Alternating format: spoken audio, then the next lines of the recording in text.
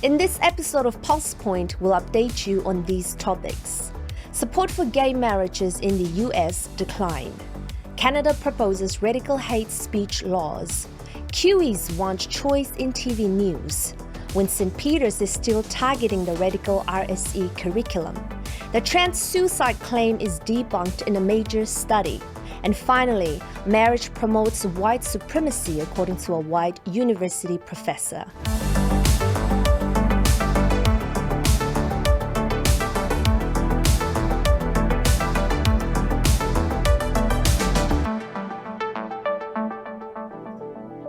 Welcome to PulsePoint, the latest media stories and research related to family and society that the Family First team have been monitoring and researching over the last week. It's time to cut through the spin and uncover the real issues. I am Tambi Stowers.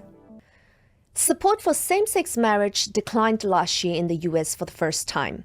What is most significant is that the researchers from Public Religion Research Institute found, although a greater share of younger adults support same-sex marriage compared with older ones, and a greater share of younger adults identify as some sort of LGBTQ. The share of young adults who support same-sex marriage declined from a record high of 79% in 2018 to 71% last year. The blue line in the graph is 8 to 29-year-olds. You can see the drop there, but all other age groups have shown some decline for the first time. The CEO of the polling company said, "There's been more of an emphasis on this idea that LGBTQ rights have gone too far in America. They're hearing that in churches that are conservative. They're seeing on social media that's conservative, on far-right news sources that are conservative, and that message is resonating." Recent New Zealand polling by Talbot Mills show that just over half, 56%, support or strongly support gay marriage. The strongest support came from Green, Labour and ACT voters. Despite how the media may present it, the debate about whether marriage should be redefined is not settled. The Canadian government is proposing a new law regulating the internet and criminalizing speech. The Online Harms Act of Bill C-63 aims to address harmful content online that incites violence, child sexual abuse, and revenge porn by strengthening penalties and reports. The second aim of the bill, which is where it gets disastrous, is to target hate speech. As with all laws on this topic, hate speech is vaguely defined in the Canadian bill, but what is clear is that offensive speech online can be a hate crime. Under the bill, judges and even the police can send people to jail for hate speech crimes, which includes life imprisonment. Without clear definition of what constitutes hateful speech challenging transgenderism or even quoting the Bible can be criminalized. Whilst the bill has commendable intentions like addressing the rise of anti-Semitism and protecting children, it is a Trojan horse for government overreach and deliberate attack on freedom of speech and expression. Have a watch on what Conservative leader Pierre Poilievre has to say on this and his rebuke to Prime Minister Trudeau. What does Justin Trudeau mean when he says the word hate speech? He means speech he hates. I point out the irony that someone who spent the first half of his adult life as a practicing racist, who dressed up in hideous racist costumes so many times, he says he can't remember them all, should then be the arbiter on what constitutes hate. Our mainstream news organizations are struggling with transitioning away from linear television program, that is, sitting in front of the TV at a specific time to watch a program, towards 24/7 digital media that we can watch on demand at any time that suits us. By the time we reach 6 p.m. each day, most people have already received numerous news updates from many different sources. Hence, the daily ritual of sitting down in front of our TVs, watching One News or News Hub has largely disappeared from our lives.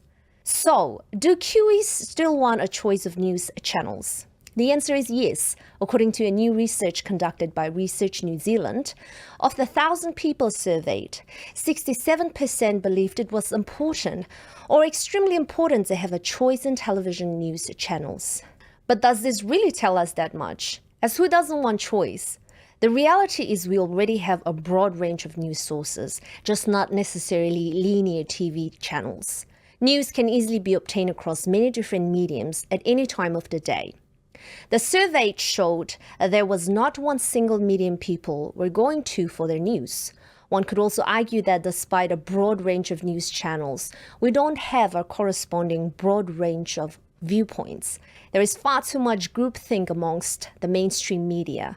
Finally, the biggest concern of survey respondents was the spread of fake news and misinformation, followed by the news quality and falling trust in news in general. We could debate who is actually spreading the misinformation, and does the mainstream media add to this problem by not reporting both sides of many news stories. The Deputy Prime Minister Winston Peters gave his State of the Nation speech last weekend in his role as leader of the New Zealand First Party. Although there was much coverage of other issues, such as song choice, we were pleased to see Mr. Peters reiterate what was in the coalition agreement between his party and the National Party.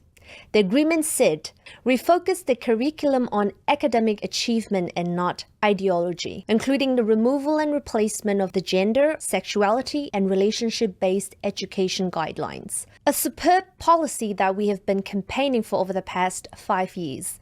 In the speech at the weekend, Winston Peters repeated his commitment to this policy.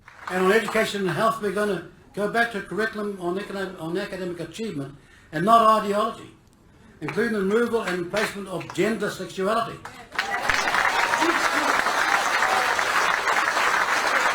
And relationship-based education guidelines. It is now up to us and parents throughout New Zealand to ensure that this policy is fully implemented by the government and honoured in every school, especially the schools that your children attend. One of the most common statements made by transgender activists in relation to trans-identifying children is, would you rather have a trans kid or a dead kid? This claim is used to engender fear and anxiety in parents. It also figures in a practice of schools keeping a child's social transition secret from parents, in the shutting down of debate about safety of puberty blockers, and in the promotion of bans on so-called conversion therapy. In an interview with 18-year-old detransitioner Chloe Cole from California, Bob McCoskrie asked her about this. Your parents ever told they had to go along with what you were saying because it's better to have a live son than a dead daughter? Oh yeah, that's the exact ultimatum they gave. They were guilt-tripped into it by my doctors pretty much. Claims of attempted suicide among trans-identifying youth are typically based on low-quality anonymous online self-report surveys with no follow-up checks. But now, landmark research from Finland released earlier this year, but conveniently ignored by our mainstream media, found that the suicide risk in a large group of trans-identifying youth was predicted by the mental health problems that often accompany gender distress, not by the gender distress itself. This large, significant study vindicates Finland's 2020 adoption of a more cautious treatment policy, which first targets psychiatric, social, and educational problems before any use of experimental affirmation with hormones or surgery. Of course, this is consistent with our approach to eating disorder, such as anorexia nervosa. We heal the mind rather than cutting at the body. This latest study reinforces that approach and debunks the suicide trope. Finally, according to a university professor, the concept of marriage promotes white supremacy. Professor Bethany Latiek teaches at George Mason University near Washington, D.C. She identifies as a white cisgender woman, which is a woke way of saying a real woman, and says in her journal on marriage that traditional marriage has been a tool of colonization. She claims that traditional marriage, as it has been represented in law and policy, has unfairly advantaged white people and at the same time oppressed people of color and LGBTQ communities. Latiek admits that she drew heavily from critical feminist and intersectional frameworks to come to this conclusion. Now, this is a big part of the problem when you use frameworks that have built in premises that are ideologically based, not evidence-based. The claim, however, that marriage somehow promotes white supremacy is, of course, ridiculous, Marriage scholar Brad Wilcox says, marriage as an institution has advanced the common good and civilization across the globe. Marriage benefits children of all racial and ethnic backgrounds.